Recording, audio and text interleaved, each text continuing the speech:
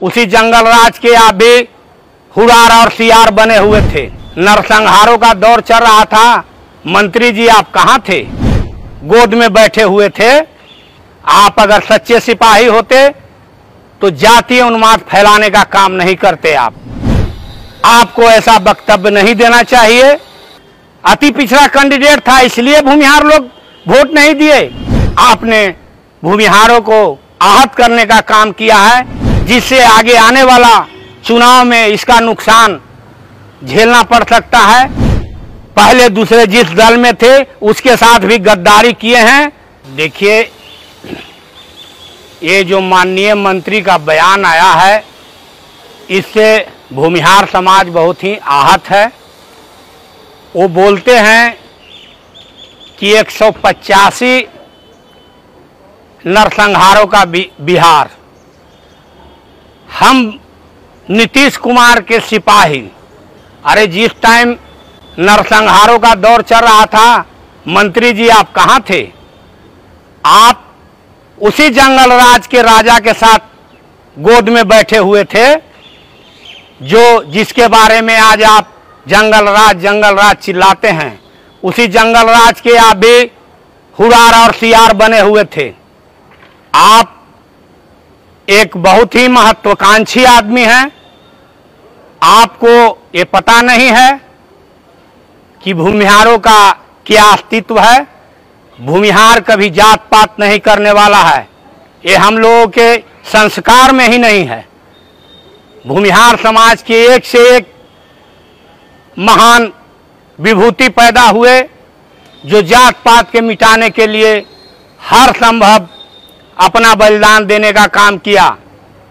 चाहे श्री बाबू हो, जो दलितों को देवघर मंदिर में प्रवेश कराने के लिए अपना हाथ तक तुड़वा लिए। स्वामी सहजानंद सरस्वती इसी समाज से आते थे, जो जमींदारों के खिलाफ, इसी समाज के जमींदार ज्यादा आते थे, उनके खिलाफ भी उन्होंने मुहिम चलाया। आप बोलते हैं कि हम नीतीश कुमार के सिपाही हैं। आप अगर सच्चे सिपाही होते तो जातीय उन्माद फैलाने का काम नहीं करते। आपने अपने नेता का सिद्धांत के खिलाफ आपने ऐसा वक्तव्य देने का काम किया है। नीतीश कुमार जब से 2005 से मुख्यमंत्री बने, आदरणीय मुख्यमंत्री के नेतृत्व में जात पात पूरे रूप से बिहार से समाप्त किया गया। जहानाबाद एक जातीय उन्माद में जल रहा था, वो सब चीज जो है नीतीश कुमार के ही राज में खत्म हुआ, एनडीए के सरकार में खत्म हुआ। आपने ऐसा बोल करके आप सिर्फ जदयू को ही नहीं, एनडीए घटक दल को भी कमजोर करने का काम किया है। आपको ऐसा वक्तव्य नहीं देना चाहिए। आप जहानाबाद में चुनाव के टाइम में घूम रहे थे, आप प्रभारी थे। मैं उस टाइम जहानाबाद का जिला अध्यक्ष था। मैं आपसे माध्यम से पूछना चाहता हूं, आप कहां कहां वोट दिलाने का काम किया? आप किस किस गांव में गए? आप जिन नेताओं के बारे में बोल रहे हैं, कहां उन्होंने वोट दिलाने का काम किया? आप सिर्फ बात बनाने का काम कर सकते हैं, काम करने का आप में कोई जज्बा नहीं है। आपके वक्तव्य उस टाइम भी आप ही के वक्तव्य के वजह से चुनाव में 70% जो हार का कारण आपका वक्तव्य ही है। हम लोग इधर हवा बनाने का काम कर रहे थे, आप हवा बिगाड़ने का काम कर रहे थे। आप साम दाम दंड भेद का उपयोग करके कितने लोगों से वोट दिलाने का काम किया? आप जरा इस चीज का समीक्षा करके हमको बता दीजिए कि किस किस गांव में आपने वोट दिलाने का काम किया है। आप बोलते हैं कि अति पिछड़ा कैंडिडेट था, इसलिए भूमिहार लोग वोट नहीं दिए। ये समीक्षा का विषय है। आप एक एक बूथ पर, चाहे वो भूमिहार का बूथ हो, आप देखिए दूसरे कास्ट का मैं नाम नहीं लेना चाहता हूं, कौन लोगों ने दिया नहीं दिया। मैं इतना कहना चाहता हूं, अति पिछड़ा के भी बहुत सारे ऐसे गांव हैं जहां पर हम लोग के एनडीए गठबंधन को, हम लोग के कैंडिडेट को वोट नहीं मिला है। वहां पर कौन सा भूमिहार थे कि जो गड़बड़ कर दिए। आप सिर्फ भूमिहार जाति पर टारगेट करके आपने भूमिहारों को आहत करने का काम किया है, जिससे आगे आने वाला चुनाव में इसका नुकसान झेलना पड़ सकता है। आप चुनाव के टाइम में भी इसी प्रकार का वक्तव्य दे रहे थे, लोगों को धमका रहे थे, डरा रहे थे, जिसके वजह से भी माहौल वहां पर खराब हुआ और हार का एक कारण भी बना है। आपने कौन सा जिला के जितने भी कार्यकर्ता थे उनको संसाधन भी देने का काम नहीं किया। पिछले साल, इसके पिछले जब चुनाव हुआ था 19 में, तो उस टाइम भी तो चंद्रवंशी जी अति पिछड़े वर्ग से ही आते थे और उस टाइम तो 90% भूमिहार लोगों ने ही जिताने का काम किया, 90% भूमिहार वोट देने का काम किया। इस समय से तो ज्यादा आक्रोश था उस बार, लेकिन फिर भी भूमिहारों ने वोट देकर उनको जिताने का काम किया। माननीय मुख्यमंत्री जी, आपको ये बताना चाहता हूं कि मगध में, चाहे वो जहानाबाद का इलाका हो, गया का इलाका हो, अरवल का इलाका हो, सब जगह भूमिहारों का हर हमेशा संबंध अति पिछड़ा, दलित, महादलित सबके साथ बहुत ही मधुर संबंध रहा है।